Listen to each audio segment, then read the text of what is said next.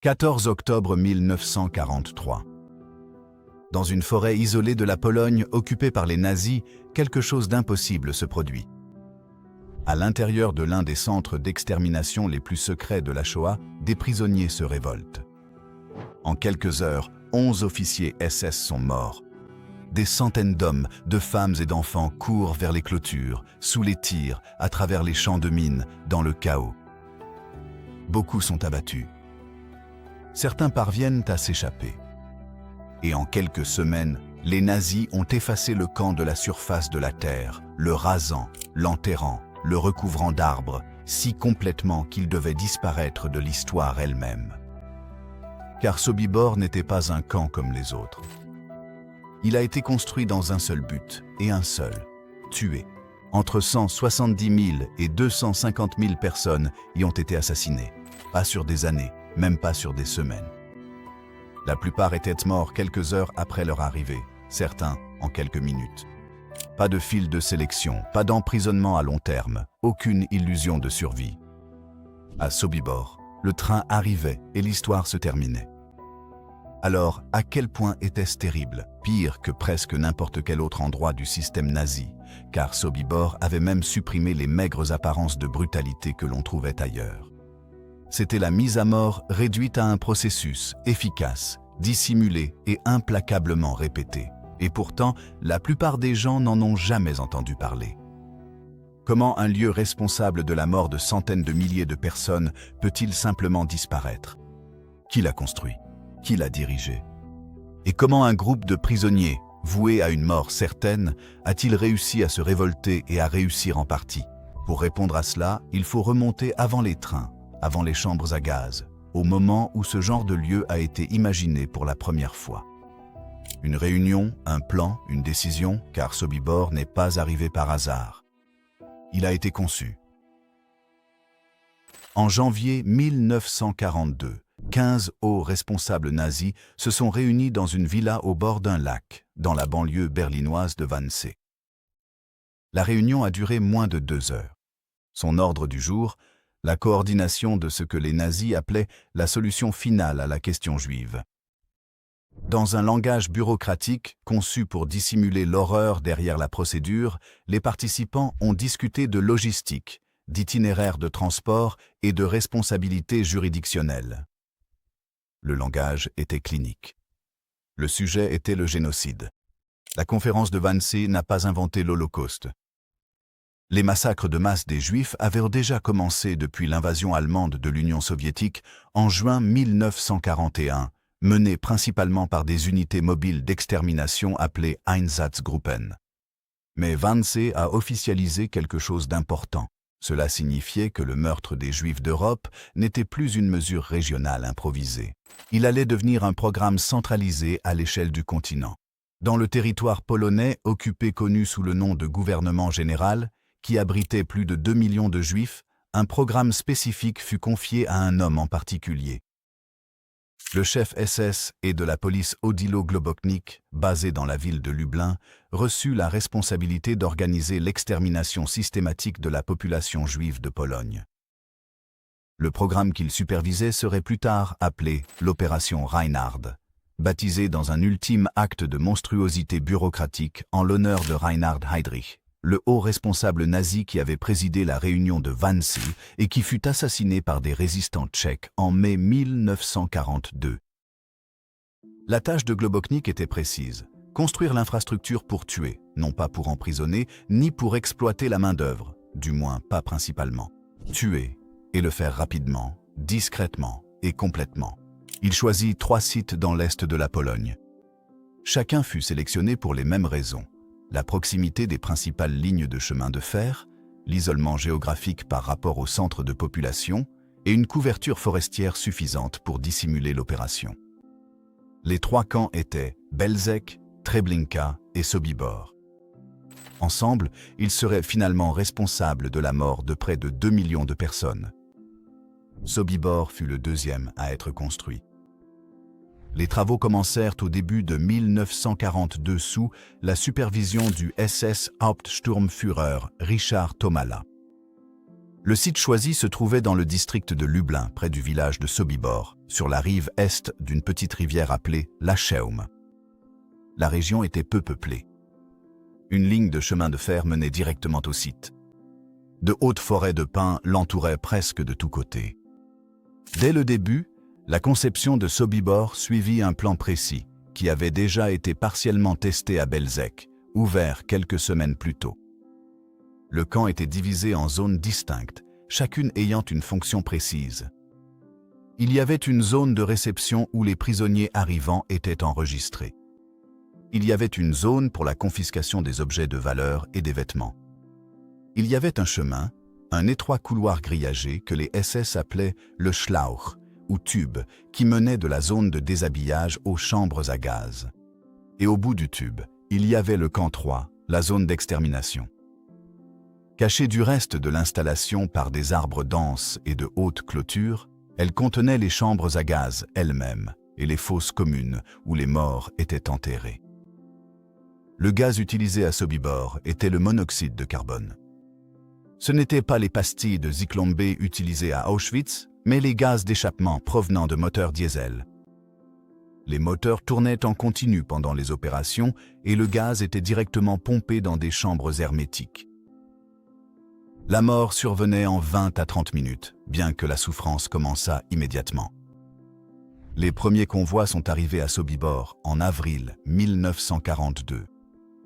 Les communautés juives de tout le district de Lublin furent les premières victimes, des personnes qui avaient déjà survécu à des mois d'emprisonnement dans les ghettos, de travail forcé et de famine systématique. Elles arrivaient sans savoir ce qui les attendait. Dans de nombreux cas, on leur avait dit qu'elles allaient être réinstallées. La tromperie était délibérée et soigneusement entretenue. L'une des caractéristiques déterminantes de Sobibor et des 3 camps de l'opération Reinhard était l'engagement absolu envers la dissimulation. Les SS ne voulaient pas de témoins. Ils ne voulaient pas de documentation.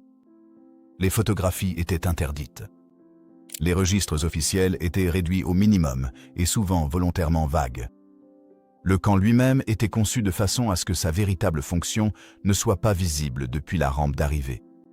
Des arbres étaient plantés, les clôtures étaient hautes.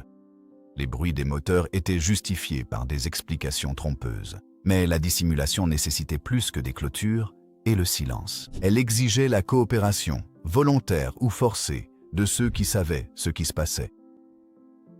Et c'est là que commence l'un des aspects les plus sombres et les plus complexes de l'histoire de Sobibor. À l'intérieur du camp, un petit nombre de prisonniers juifs étaient forcés de travailler directement au service de l'opération d'extermination.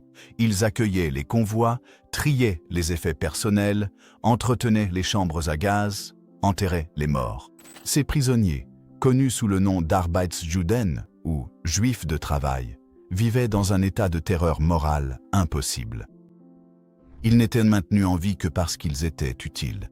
Au moment où ils cessaient d'être utiles, ils savaient ce qui les attendait. C'est de ce groupe, le plus brutalisé, le plus désespéré, le plus conscient de la réalité, que viendrait finalement la résistance. Mais ce moment était encore à plusieurs mois de là. D'abord, il fallait que les tueries commencent véritablement, et elles ont commencé. Un train de déportés arrive à Sobibor. Il a peut-être voyagé pendant 2 jours, 3 jours, parfois plus longtemps. Les wagons sont scellés. Il n'y a pas d'eau. Il n'y a presque pas d'air. Les passagers, des familles entières, des personnes âgées, des nourrissons, des femmes enceintes, des chefs de communauté, des rabbins, des enseignants, des enfants, sont entassés si étroitement que certains sont déjà morts pendant le trajet. Ceux qui sont encore en vie ne peuvent pas vraiment comprendre où ils se trouvent. Le quai de la gare paraît, à première vue, presque ordinaire. Il y a des panneaux. Il y a des gardes. Il y a une apparence d'ordre. Cette apparence était la première arme utilisée par Sobibor. Le camp était conçu pour tromper. Les prisonniers arrivants étaient généralement accueillis par du personnel SS qui leur tenait un discours préparé. On leur disait qu'ils avaient été réinstallés. On leur disait qu'ils étaient dans un camp de transit. On leur disait qu'ils seraient affectés à un travail à l'Est. D'abord, Pour des raisons d'hygiène, ils devraient se doucher et remettre leurs objets de valeur, ainsi que leurs documents pour les mettre en sécurité. La routine était rodée et constante.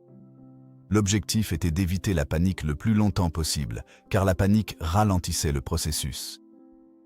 Le commandant SS qui supervisait une grande partie de cette opération était Franz Stangl, un policier autrichien qui avait auparavant travaillé au centre de mise à mort de Hartheim en Autriche, où des personnes handicapées avaient été assassinées dans le cadre du programme d'euthanasie nazi connu sous le nom d'Action T4. Stangl était méticuleux, discipliné et doté d'un tempérament froidement bureaucratique. Il comprenait que l'efficacité dépendait du maintien de l'illusion de normalité le plus longtemps possible. Après le transfert de Stangl à Treblinka en août 1942, Franz Reichleitner prit le commandement de Sobibor.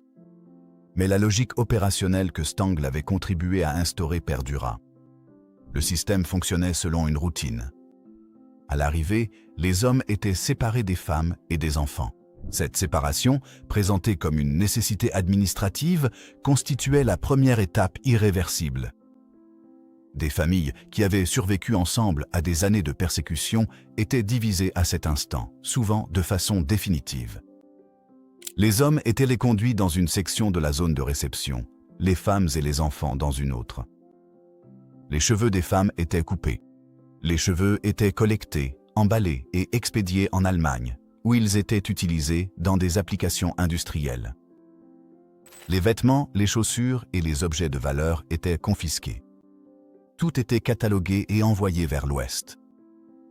Puis venait le Schlauch. Le chemin menant aux chambres à gaz mesurait environ 100 mètres de long, était clôturé des deux côtés et partiellement camouflé par des branches entrelacées. Les prisonniers étaient poussés rapidement dans ce passage, parfois en courant, sous les cris et les coups des gardes et du personnel auxiliaire ukrainien, des hommes recrutés en grande partie dans les camps de prisonniers de guerre soviétiques qui avaient accepté de servir la machine de mort nazie en échange de leur survie. Au bout du Schlauch se trouvaient les chambres à gaz, présentées extérieurement comme des douches ou des bains publics, afin de maintenir la fiction jusqu'au tout dernier moment. Les chambres à Sobibor étaient plus petites que celles d'Auschwitz-Birkenau et pouvaient contenir environ 150 à 200 personnes à la fois. Lorsque les portes étaient scellées, le moteur était mis en marche. Le monoxyde de carbone était injecté dans les chambres. Le processus durait entre 20 et 30 minutes. Ensuite, les chambres étaient aérées et les corps étaient retirés, initialement par des travailleurs juifs forcés qui étaient contraints de transporter les morts vers des fosses communes situées dans la 3e section du camp. L'ampleur de cette opération était stupéfiante. À l'été 1942, Sobibor recevait plusieurs convois par semaine. Certains jours, plus d'un convoi arrivait.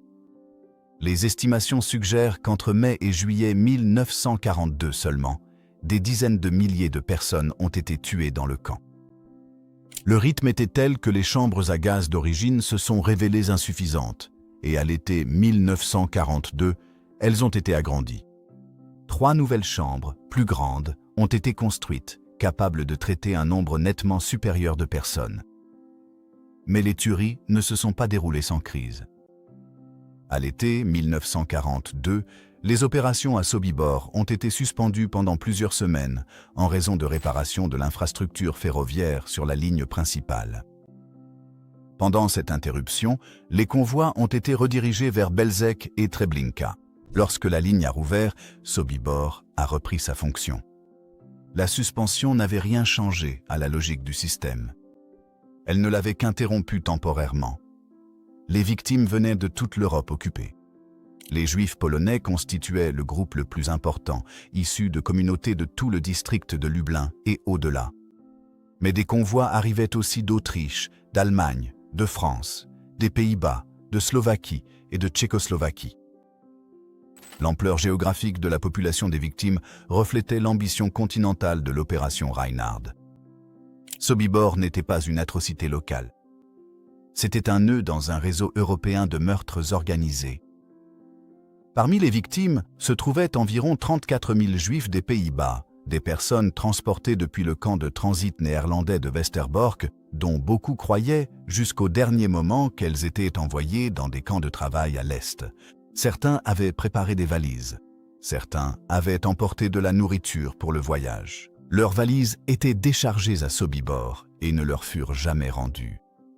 Le système fonctionnait parce qu'il avait été conçu pour fonctionner. Chaque élément, la tromperie, la séquence, la division du travail, l'agencement physique du camp, avait été calibré pour maintenir le flux et empêcher toute résistance. Et pendant la majeure partie de 1942, cela a fonctionné avec une efficacité terrible. Mais le système nécessitait des mains humaines, et parmi ces mains se trouvaient des hommes qui, plus tard, devraient rendre des comptes pour ce qu'ils avaient fait, et d'autres qui, au cœur même des tueries, commencèrent discrètement à envisager une autre voie. Ils n'étaient pas des monstres tels qu'on les imagine, ni des figures imposantes du mal théâtral. Ils étaient, pour la plupart, des hommes ordinaires en uniforme, des policiers, des bureaucrates, d'anciens employés de bureau et des soldats, des hommes qui avaient une famille, qui écrivaient des lettres à la maison, qui fêtaient des anniversaires, et ils ont tué des centaines de milliers de personnes. C'est peut-être là le fait le plus troublant à propos de Sobibor. Non pas l'ampleur de la violence, mais la banalité de ceux qui l'ont perpétrée. Le personnel SS du camp comptait entre 20 et 30 Allemands à tout moment. Ils étaient en grande partie issus du programme d'euthanasie Action T4, des hommes qui avaient déjà participé au meurtre d'Allemands et d'Australiens handicapés, et qui possédaient les connaissances administratives et opérationnelles nécessaires pour gérer un centre d'extermination. Leur transfert à Sobibor n'était pas une coïncidence. C'était une décision de personnel mûrement réfléchie. Franz Stangl, le premier commandant effectif de Sobibor, avait passé des années dans le programme T4 avant d'arriver en Pologne. Dans des entretiens d'après-guerre menés par la journaliste Gita Sereni, Stangl s'est longuement exprimé sur son expérience à Sobibor et Treblinka. Il a décrit son rôle en des termes distants, se présentant comme un administrateur axé sur l'efficacité opérationnelle. Il parlait des victimes comme de la marchandise. Il a décrit l'odeur de mort qui imprégnait le camp comme quelque chose à laquelle il avait appris, avec le temps, à ne plus prêter attention.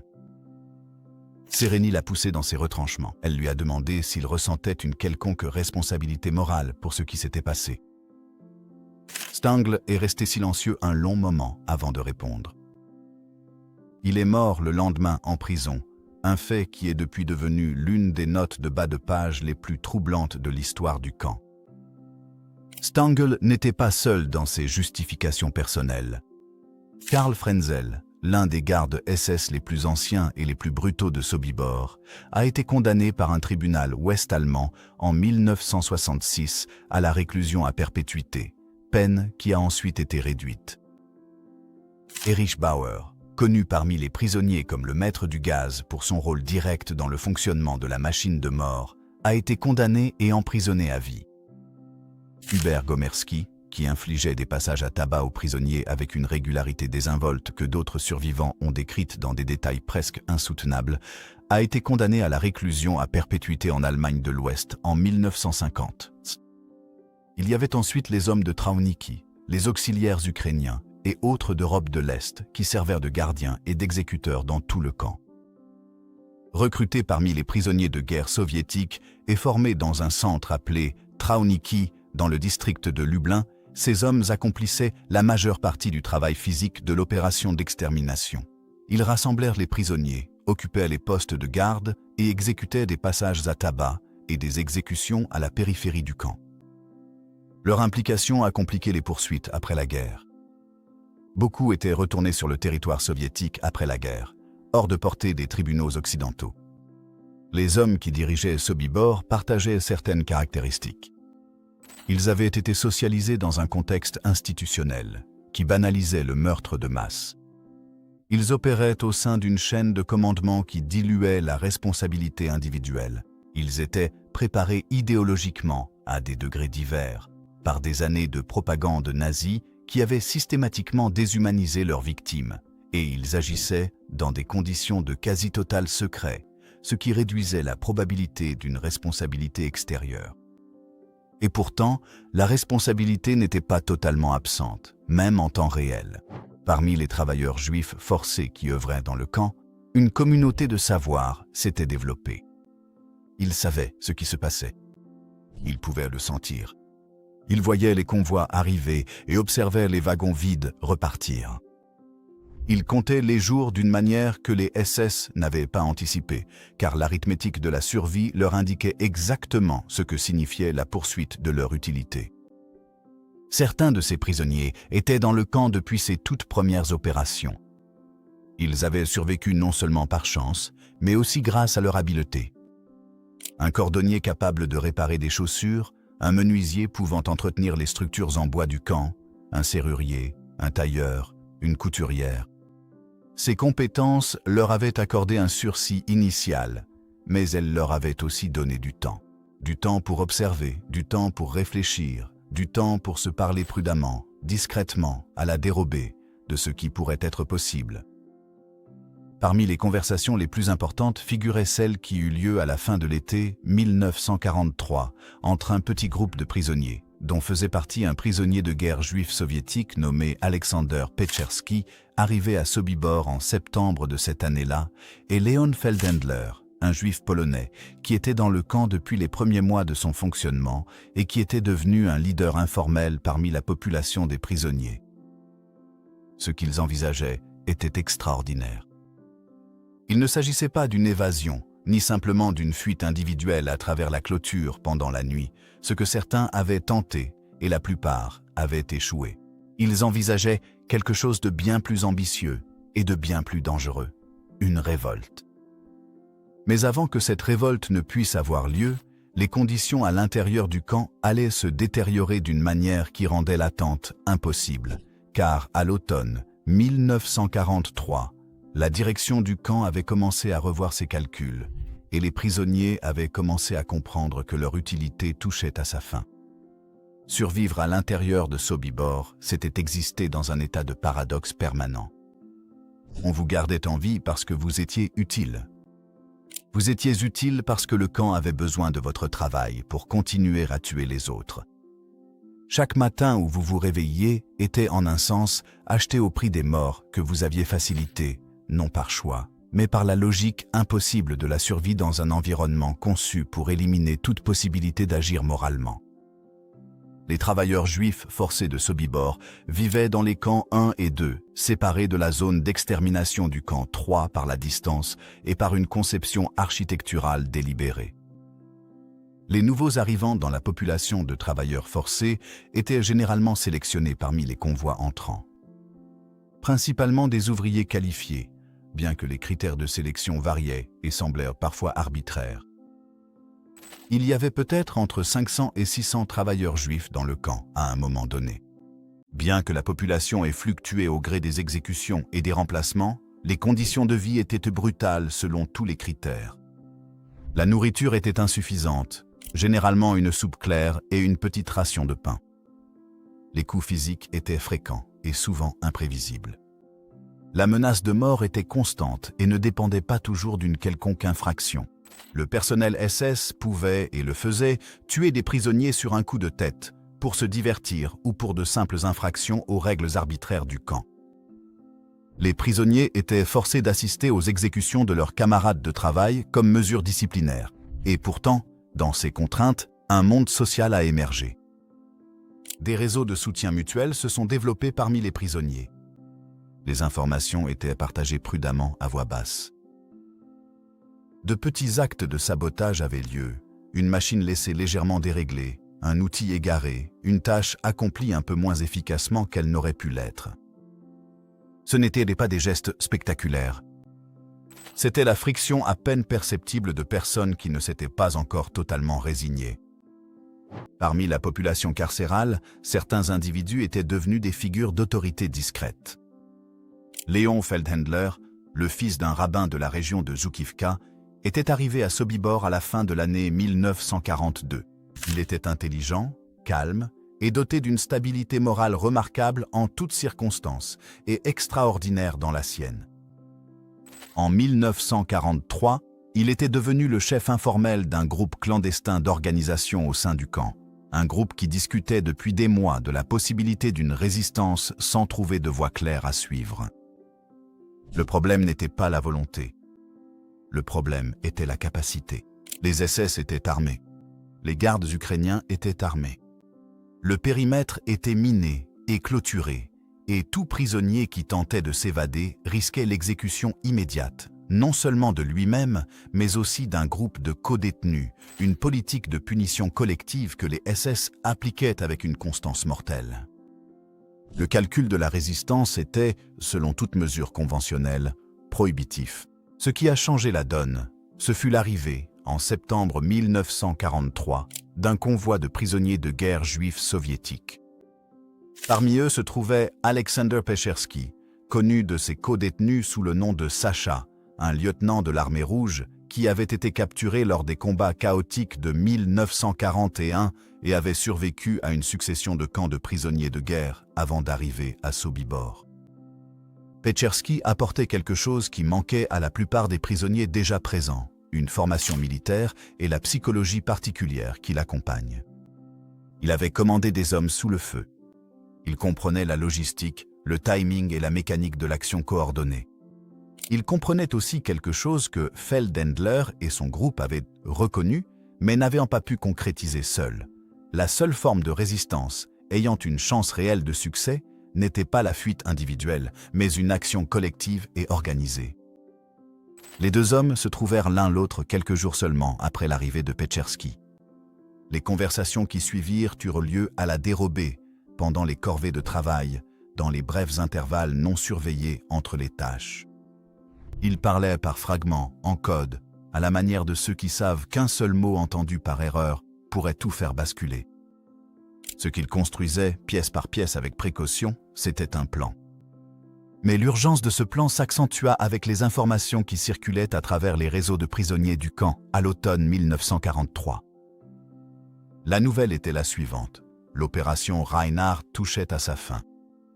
Treblinka avait été fermée en août 1943, à la suite d'une révolte de prisonniers sur place. Belzec avait cessé ses activités encore plus tôt. Si le schéma se confirmait, et les prisonniers avaient de bonnes raisons de le croire, Sobibor serait le prochain. Lorsque le camp serait liquidé, sa main-d'œuvre prisonnière le serait aussi. Autrement dit, le calendrier n'était plus théorique. C'était imminent, et quelque part sous la terreur, le chagrin et l'épuisement, quelque chose que l'on pourrait appeler la détermination était en train de se forger. Le plan n'était pas téméraire. Il était réfléchi, méthodique et conçu autour d'une seule idée centrale. Les SS étaient disciplinés dans l'ordre établi du camp, mais ils n'étaient pas préparés à une perturbation de cet ordre. Si des membres clés du personnel pouvaient être éliminés discrètement, sans alerter qui que ce soit, dans l'heure précédant le début de la révolte, les prisonniers pourraient avoir une fenêtre d'opportunité, petite, dangereuse au-delà de toute mesure, mais une fenêtre tout de même. Ce qui s'est passé le 14 octobre 1943 allait mettre à l'épreuve chaque élément de ce plan, et cela allait changer à jamais l'histoire de ce qui était possible à l'intérieur d'un camp d'extermination nazi. Le plan était fixé pour l'après-midi du 14 octobre 1943. Le choix du moment était délibéré. La période de travail de l'après-midi, entre environ 3 et 5 heures, était un moment où le personnel SS se déplaçait dans le camp selon des schémas prévisibles, passant d'un atelier à l'autre et dans les zones administratives pour des inspections de routine. Les conspirateurs avaient étudié ces schémas pendant des semaines. Ils savaient quelle garde allait où et à quel moment. La méthode n'était pas une attaque frontale. Cela n'était pas possible. Les prisonniers n'avaient aucune arme. À la place, le plan consistait à attirer individuellement les officiers SS dans les ateliers sous prétexte d'affaires du camp, puis à les tuer discrètement, un par un. Avant qu'une alerte ne puisse être donnée, 11 gardes SS devaient être éliminés. Puis, lors de l'appel de 5 heures, un moment où tous les prisonniers étaient rassemblés dans une zone centrale. Pechersky donnerait le signal, et tous ceux qui le pouvaient se dirigeraient vers la porte principale et les clôtures. C'était un plan fondé sur la précision, le sang-froid et la compréhension que la moindre déviation pouvait signifier la mort de tous les participants. Aux environs de 3 heures de l'après-midi, l'SS Oberscharführer Josef Wolf fut appelé à l'atelier de tailleur sous prétexte d'essayer un nouveau manteau qui avait été préparé pour lui. Il arriva seul. Il fut tué en quelques minutes, abattu avec une hachette qui avait été introduite clandestinement dans l'atelier. Son corps fut dissimulé. Son fusil fut pris. À la suite, d'autres officiers SS furent attirés dans d'autres ateliers. Le commandant adjoint du camp, Johann Niemann, un homme dont les cruautés ordinaires le rendaient particulièrement détesté parmi la population des prisonniers, fut appelé pour inspecter un manteau en cuir. Il arriva à cheval, mit pied à terre et entra dans l'atelier du sellier. Lui aussi fut tué. Son cheval resta en liberté dans la cour, ajoutant une touche surréaliste à la tension déjà extraordinaire de l'après-midi. À 16h30, 11 officiers SS avaient été tués. Le camp fonctionnait pendant un bref instant, comme si rien n'avait changé. Les gardes ukrainiens du périmètre n'avaient pas encore été alertés. Le reste du personnel allemand ne s'était pas encore aperçu de l'absence de leurs collègues. À 5 heures, le signal fut donné. Ce qui suivit ne fut pas une évasion ordonnée. Ce fut le chaos, désespéré, terrifiant et pour beaucoup, fatal. Pecherski monta sur une table dans la zone d'assemblée et s'adressa aux prisonniers rassemblés. Il leur expliqua ce qui s'était passé. Il leur dit de s'enfuir. Certains prisonniers étaient désormais armés, les fusils des SS morts ayant été distribués dans les dernières minutes avant le signal. D'autres portaient des outils. La plupart n'avaient rien. Les prisonniers se dirigèrent vers la porte principale. Quand il devint clair que les gardes ne céderaient pas facilement, la foule se dispersa, certains vers la porte, d'autres vers les clôtures. Des mines enterrées autour du périmètre tuèrent plusieurs fugitifs avant qu'ils n'atteignent la lisière de la forêt. Des tirs provenant des miradors abattirent d'autres prisonniers. Les auxiliaires ukrainiens, désormais alertés, ouvrirent le feu à travers le camp.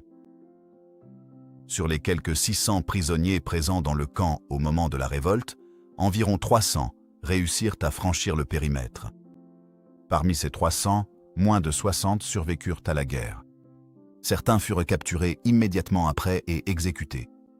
D'autres furent tués par les forces de sécurité allemandes lors des semaines et des mois de traque qui suivirent. Certains furent dénoncés par des civils locaux. D'autres moururent d'exposition, de faim ou de violence dans les forêts de l'Est de la Pologne, des forêts qui offraient la dissimulation mais non la sécurité. Alexander Pecherski a survécu. Il atteignit le territoire des partisans soviétiques en quelques jours et finit par rejoindre l'armée rouge. Il survécut à la guerre, témoigna lors des procès d'après-guerre et consacra une grande partie du reste de sa vie à faire en sorte que ce qui s'était passé à Sobibor ne soit pas oublié. Il est mort à Rostov-sur-le-Don en 1990. Leon Feldhendler a également survécu à la révolte. Il a traversé les forêts, a survécu à la guerre en se cachant et est retourné dans sa région natale en 1944 pour être tué lors d'une attaque antisémite en avril 1945, quelques semaines seulement avant la capitulation de l'Allemagne. Il avait survécu au pire camp d'extermination de la Shoah pour mourir dans la paix qui a suivi. La révolte de Sobibor fut le plus grand soulèvement de prisonniers réussi de toute l'histoire du système concentrationnaire nazi. Ce n'était pas la première. Les prisonniers de Treblinka s'étaient révoltés en août 1943, mais celle-ci fut la plus réussie sur le plan opérationnel, et elle représentait, les nazis l'avaient bien compris, une menace, non pas parce que 300 prisonniers avaient franchi une clôture, mais parce qu'elle démontrait que le régime de contrôle à l'intérieur des camps n'était pas absolu. La réaction des SS fut immédiate et caractéristique. Quelques jours après la révolte, Heinrich Himmler ordonna la fermeture et la démolition de Sobibor. Les chambres à gaz furent démontées. Les baraquements furent détruits. L'ensemble du site fut labouré et planté d'arbres. Une ferme fut construite sur le site. Un garde ukrainien et sa famille y furent installés comme gardiens. La forêt a poussé et Sobibor a disparu, du moins c'était l'intention. Dans les années qui ont immédiatement suivi la fin de la Seconde Guerre mondiale, le nom de Sobibor n'apparaissait presque nulle part. Les 3 camps de l'opération Reinhard, Belzec, Sobibor, Treblinka, avait été démoli avant la reddition allemande. Contrairement à Auschwitz, que l'Armée rouge a libéré intact en janvier 1945 et qui a fourni des preuves matérielles de sa fonction, les camps Reinhard n'ont laissé derrière eux presque aucune structure. Les nazis avaient été, à cet égard, horriblement méticuleux. Les premiers procès d'après-guerre à Nuremberg se sont principalement concentrés sur l'architecture générale de l'Holocauste et sur les crimes bien documentés par les archives nazies survivantes. L'opération Reinhard, menée avec un minimalisme bureaucratique délibéré, était plus difficile à poursuivre en justice. Le principal architecte du programme, Odilo Globoknik, s'était suicidé en mai 1945 avant de pouvoir être jugé. Beaucoup de ses subordonnés s'étaient dispersés. En Pologne, le site de Sobibor était initialement occupé par la ferme que les nazis avaient installée après avoir démoli le camp. Un savoir local sur ce qui s'y était passé existait. Le village environnant ne pouvait pas ignorer totalement les convois, les bruits, l'odeur. Mais la documentation officielle était rare, et les témoignages des survivants ont mis du temps à être recueillis, et encore plus à être crus dans toute l'horreur qu'ils relataient. La première véritable confrontation judiciaire avec Sobibor n'eut pas lieu dans l'immédiat après-guerre, mais dans les années 60, lorsque les autorités ouest-allemandes, en partie motivées par le procès d'Adolf Eichmann à Jérusalem en 1961, commencèrent un effort systématique pour enquêter et poursuivre les auteurs survivants de l'opération Reinhard. Entre 1965 et 1966, un procès fut mené à Hagen, en Allemagne de l'Ouest, contre 11 anciens membres de la SS de Sobibor. Karl Frenzel a été condamné et a écopé d'une peine de réclusion à perpétuité. D'autres ont reçu des peines moins lourdes ou ont été acquittés faute de preuves suffisantes. Ces procès étaient importants. Ils ont établi une responsabilité juridique là où il n'en existait pas auparavant. Ils ont également généré un volume important de témoignages de survivants, des récits détaillés sur les conditions à l'intérieur du camp, le fonctionnement de l'opération d'extermination et l'expérience de la révolte, qui sont devenus fondamentaux pour le dossier historique. Mais les procédures judiciaires, par leur nature, sont limitées. Elles établissent ce qui est arrivé à des individus précis, à des moments précis. Elles ne reconstituent pas entièrement le monde à l'intérieur d'un lieu qui n'existe plus. Pour cela, les historiens avaient besoin de quelque chose de plus. L'archéologie a apporté une réponse. À partir des années 1990 et s'accélérant dans les années 2000 et 2010, les investigations archéologiques sur le site de Sobibor ont commencé à livrer des résultats qu'aucun document n'avait fournis. La surface du site avait été modifiée, la ferme, les arbres plantés, les décennies de croissance de la forêt. Mais en dessous, l'infrastructure du camp avait survécu. Les fondations des chambres à gaz ont été localisées et cartographiées. Des fosses communes ont été identifiées. Des effets personnels, des chaussures, des peignes, des pièces de monnaie, des fragments de vêtements ont été récupérés du sol, fournissant à la fois des preuves matérielles de la fonction du camp et, dans certains cas, des liens humains individuels avec les victimes. Une fouille importante menée entre 2007 et 2014 par une équipe comprenant des chercheurs israéliens, polonais et néerlandais a produit des résultats architecturaux détaillés, notamment les dimensions précises et la disposition du bâtiment des chambres à gaz. Cette découverte était importante non seulement comme confirmation de ce que les survivants avaient décrit, bien qu'elle ait apporté cette preuve, mais aussi comme une affirmation contre l'effacement voulu du camp. Les nazis avaient démoli les structures, mais ils ne pouvaient pas démolir la terre elle-même. Les Pays-Bas, dont la communauté juive avait été dévastée par les déportations vers Sobibor, environ un tiers de tous les juifs néerlandais assassinés pendant la Shoah ont été tués à Sobibor, ont joué un rôle central dans le soutien aux travaux archéologiques et commémoratifs sur le site. Le lien était personnel pour de nombreuses familles néerlandaises dont les parents et grands-parents avaient disparu lors de transports vers une destination qui, pendant des décennies, n'avait pas de localisation physique confirmée. En 2020, un nouveau mémorial et musée a ouvert sur le site de Sobibor. Il a été conçu pour marquer l'emplacement du camp sans le reconstruire, afin de reconnaître ce qui s'était passé sans esthétiser son horreur. Le mémorial inclut les découvertes des recherches archéologiques, des témoignages de survivants et les noms des personnes déportées à Sobibor depuis toute l'Europe. Le mémorial est aussi un rappel de ce qui a failli être perdu. Si la révolte n'avait pas eu lieu, si personne n'avait survécu pour témoigner, le récit historique de Sobibor aurait été encore plus ténu qu'il ne l'est. Les survivants du 14 octobre 1943 n'étaient pas simplement des individus qui se sont échappés. Ils étaient, dans un sens très précis, l'archive. Leurs souvenirs, leurs témoignages, leur volonté de parler dans les années et les décennies qui ont suivi constituaient la preuve principale contre le silence que les nazis avaient tenté d'imposer. Mais même aujourd'hui, l'ampleur exacte de ce qui s'est passé à Sobibor fait l'objet de débats parmi les historiens. L'absence de documents complets, conséquence directe du minimalisme délibéré de la documentation de l'opération Reinhard, signifie que le nombre précis de victimes ne peut être établi avec certitude. Les estimations varient de 170 000 à 250 000. Certains chercheurs avancent des chiffres situés dans la fourchette haute de cette estimation.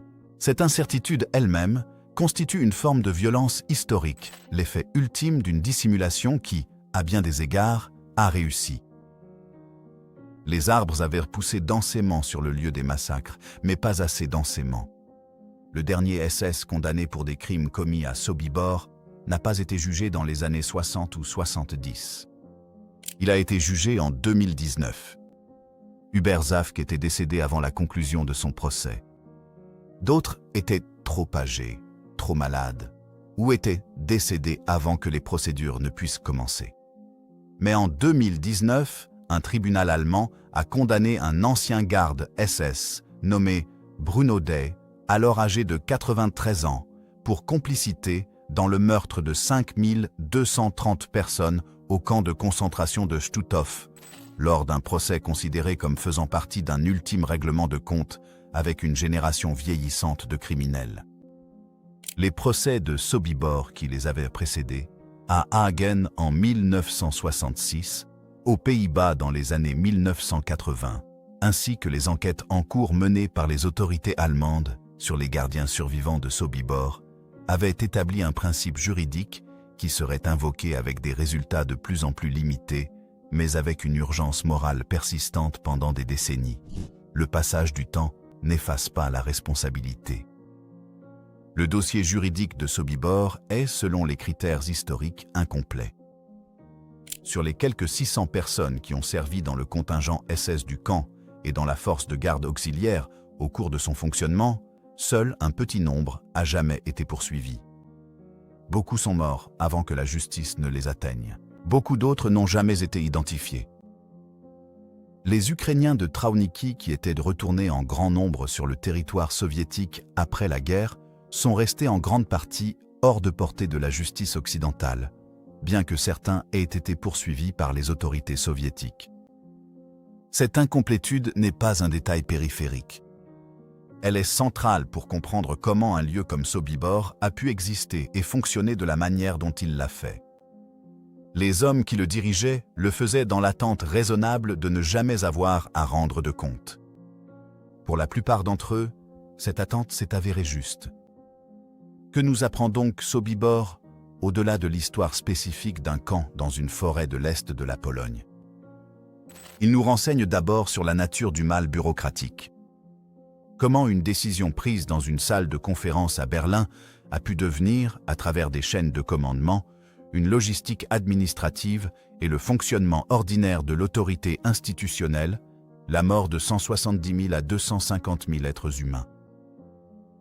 La distance entre la décision et l'acte était gérée par des couches d'organisation qui diffusaient la responsabilité morale individuelle sans éliminer la culpabilité collective. Cela nous renseigne sur la relation entre le secret et l'atrocité. L'engagement des nazis à dissimuler les camps Reinhard n'était pas simplement tactique. Cela reflétait, à un certain niveau, la conscience que ce qui se passait ne pourrait pas survivre à l'examen du public. La dissimulation était une reconnaissance de la nature du crime. Lorsque les bourreaux enterraient leur lieu de massacre sous des pins et construisaient des fermes au-dessus des tombes, ils prononçaient en quelque sorte un verdict moral sur eux-mêmes, reconnaissant, au moins implicitement, que le monde qu'il construisait ne pourrait pas résister au regard du monde. Et cela nous parle de la résistance. La révolte de Sobibor, le 14 octobre 1943, n'était pas une note de bas de page. C'était un événement moral de tout premier ordre. Dans des conditions conçues pour éliminer toute possibilité d'action humaine significative, un groupe de personnes, affamées, brutalisées, dépouillées de tout, a choisi d'agir. Ils ont planifié avec soin et discipline. Ils ont accepté des risques extraordinaires et ils ont réussi, du moins en partie, de manière significative. 11 officiers SS tués. Des centaines de prisonniers se sont évadés. Le camp a été fermé, la preuve de sa fonction préservée grâce à la survie et aux témoignages de ceux qui ont franchi les clôtures. Alexander Pechersky a passé le reste de sa vie à défendre l'idée que la révolte méritait d'être retenue, non comme une exception, mais comme une démonstration. Il a dit, dans le langage simple et direct d'un militaire, que ce qui s'était passé à Sobibor prouvait quelque chose d'important, qu'il était possible, même dans les pires conditions, de refuser. Le philosophe Emmanuel Levinas, qui a survécu à la Shoah en tant que prisonnier de guerre français, a écrit sur la primauté éthique de la rencontre avec autrui, le visage d'un autre être humain qui nous interpelle, qui nous demande de reconnaître une responsabilité que nous n'avons pas choisie et dont nous ne pouvons nous dérober. Ce que Sobibor représente, en partie, c'est l'effort systématique pour éliminer cette rencontre, pour traiter les êtres humains, non pas comme des visages, mais comme des numéros, comme du fret, comme des unités dans une opération logistique. L'architecture du camp était conçue, littéralement, pour empêcher le moment de la reconnaissance, et pourtant, la reconnaissance a eu lieu. Parmi les prisonniers, parmi quelques-uns des rares habitants locaux qui ont caché des évadés, et finalement, des décennies plus tard, dans les salles d'audience, sur les sites archéologiques et dans les lieux de mémoire qui ont progressivement rendu Sobibor à la visibilité historique. La mémoire, dans ce contexte, n'est pas simplement un sentiment, c'est une responsabilité, c'est le refus de permettre que l'acte final d'effacement des nazis, les bulldozers, les arbres, la ferme, le silence, réussissent. Chaque fois que le nom de Sobibor est prononcé, chaque fois que le témoignage d'un survivant est lu, chaque fois qu'un archéologue enlève soigneusement la terre d'une chaussure retrouvée, la logique de la dissimulation est vaincue. La plupart de ceux qui arrivaient à Sobibor étaient morts en moins d'une heure. Ils méritent d'être rappelés plus longtemps que cela. Ils méritent d'être rappelés pour toujours. Et donc, nous nous souvenons.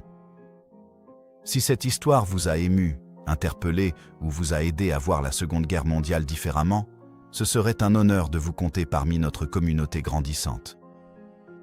S'abonner n'est pas qu'un simple clic, c'est une façon de soutenir des histoires puissantes, des voix oubliées et davantage de vérité du passé. Alors si vous pensez que ces histoires comptent, cliquez sur le bouton d'abonnement et continuons à construire ce voyage ensemble. Et n'oubliez pas de laisser un commentaire, nous les lisons tous et nous aimons connaître vos avis. Jusqu'à la prochaine fois, continuez d'explorer l'histoire avec Epic War. Continuez à poser des questions.